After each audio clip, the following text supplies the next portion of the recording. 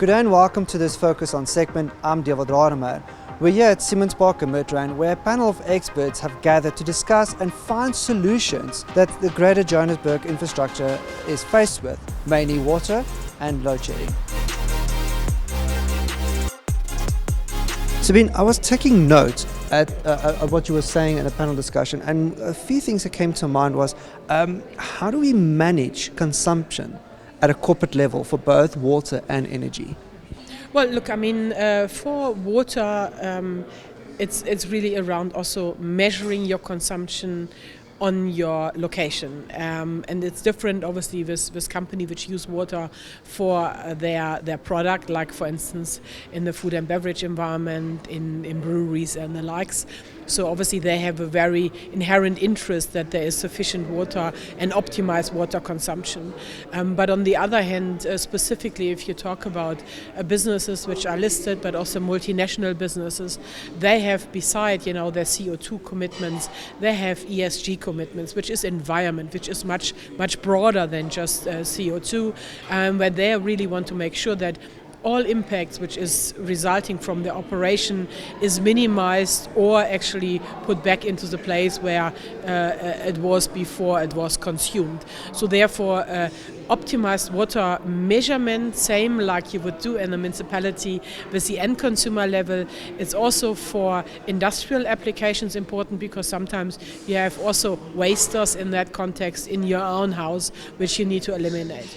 On the electricity side, there are a lot of opportunities because if you think about 40% of the CO2 emission globally are coming from buildings or from manufacturing sites. What means we, with technology, are clearly able to have energy performance measures put in place for industrial applications, but also for public spaces like hospitals, airports, public buildings, where you can manage the amount of electricity consumed, not only in the context you can have, for instance, different light fittings that many of us know, but also having building automation in the name of air condition controlling, temperature controlling, and make sure that you reduce the amount of electricity consumed overall, which then, if you think about the current electricity price, every electricity kilowatt hour you save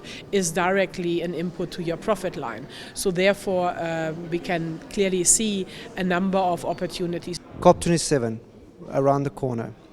These technologies that you spoke about earlier and spoke about now, are these the kind of conversations that you would like to see come out at the COP27?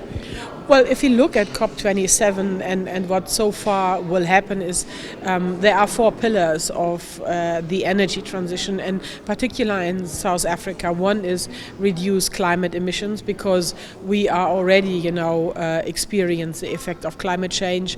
But, through the summer period in Europe where they have really experienced droughts, fires, heat, they also have felt what climate change does. And I do believe that the possibilities to reduce overall impact on Earth is in Africa because there is a lowest installed capacity yet in carbon emission plants. So that will be one part. I do believe there will be a strong discussion around hydrogen because many heavy industries can't be electrified. They need to run on a kind of a gas solution. So therefore hydrogen definitely one the big topic, and where many countries also see opportunities, like for instance Namibia and South Africa. I do think the topic of e-mobility will be important because transport is the second biggest element on how we emit as an individual electricity and how we can make sure that people can move around for economic activity, safe and affordable.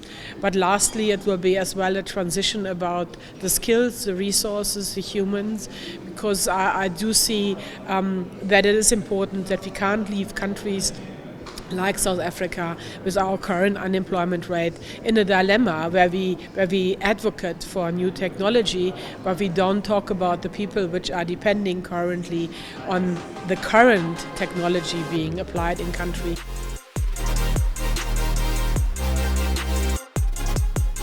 Sipho, on the panel you spoke about the water interface, how we need to adapt and adopt. Could you just expand on that a little bit for me? No, thank you. I think what we have been saying, or what we are saying with regards to the adoption and adapting into different ways of interfacing and utilizing water, it comes really from the background that we live in a different world now. You know, I come from Gauteng, and on the 1st of September it used to rain all the time. And when we play water games, we'll take our hose pipes and we'll welcome spring and play around with buckets, because we knew that we'll get rain. We knew the whole of spring and summer there's going to be rain. The dams are going to be full and the cycle starts again and so on and so forth. It was predictable. We know what is happening. We live in an interesting and a different world now. We do not know when it's going to rain. We're struggling every summer to get the rainfall coming, and we don't know the amount of water that we have in the dams, how long it's going to last us. We are already towards the tip end of spring and summer, and the issue is we are already going into a non-rainfall season. If you ask the climatologist what's going to happen in the next rainfall season, they can't tell you, because we live in a serious climate variability era. Climate change is upon us. So what we are saying is that we need to adopt and adapt different ways of interfacing with water. We need to ask ourselves difficult questions.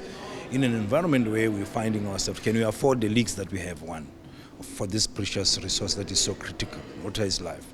Two, when it gets into our homes, is it the right thing to take clean drinking water and wash our cars? Shouldn't we be going to central point where water is reused again and again to wash our cars? We cannot afford to have every household in South Africa using clean drinking water to clean their driveways. Every morning you wake up, you clean your driveways. We cannot afford to have clean drinking water into the lawns. So we need to adapt and find smart and clever ways of doing things. Smart is not only technology driven, but as you and I were discussing offline, we are saying for those that want to use grey water to water their lawns and their gardens, what kind of incentives should we put in place? Another topic that came up was the infrastructure backlog. How do we deal with those kind of challenges?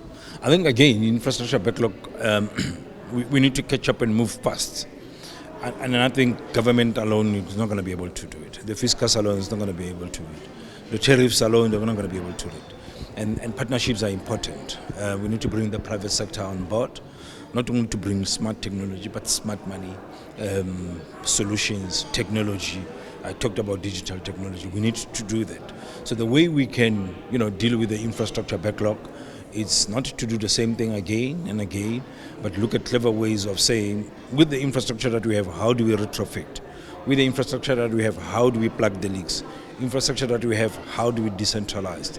So I think my view going forward is we need to rope in partnerships, we need to bring civil society, we need to bring private sector, we need to look at how do we not only crowdfund money, but how do we find different solutions to the challenges that we have.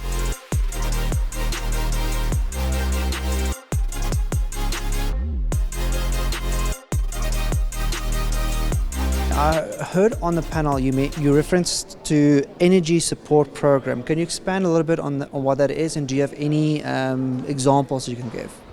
Okay, so it was actually an energy industry support program, and it's a support program for small, medium and micro enterprises. And basically what we as a CSR intend on doing is actually expand something that we've done for the past 2 years with Psycha ED.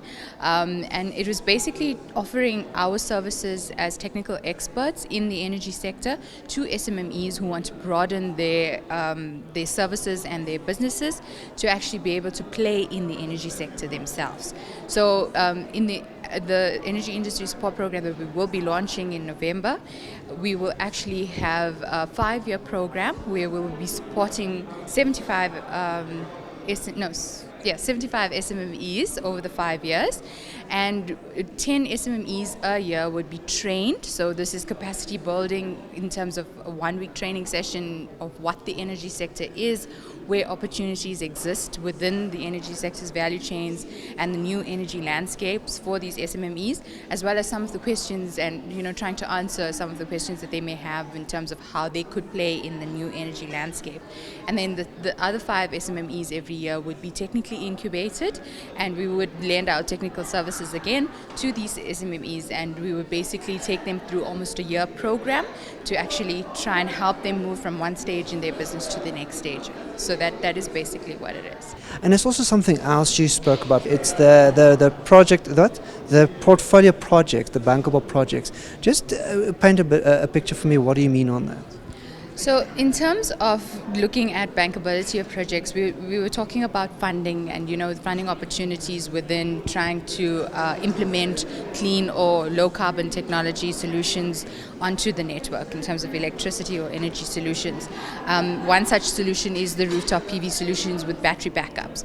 But what has been found is that some customers do not want to go through contracts that are 25 years long, and some of them would prefer 5-year contracts and what is termed power purchase agreements and 10-year power purchase agreements. So something that I've heard from Standard Bank, they've actually created this portfolio of outlook of trying to identify a portfolio of projects that would have its own feasibility, and within that, these different projects that are part of this portfolio will have their own bankability rand value that is in this portfolio. So at the end, basically, you get a tariff for this power purchase agreement that everyone is kind of happy with, and the contract would be as per your speculation or your requirements as a customer. So if you want a 5-year contract, then you would get the 5-year contract.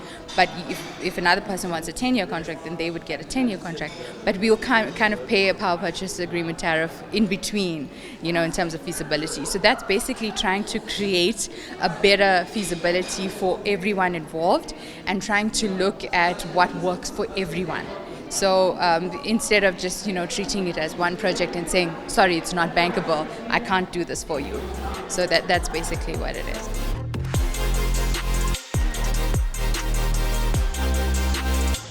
There you've heard it. One of the many solutions presented today was to shorten the infrastructure backlog and also to strengthen capacity building. I'm Joburg, and this was Focus On. Goodbye.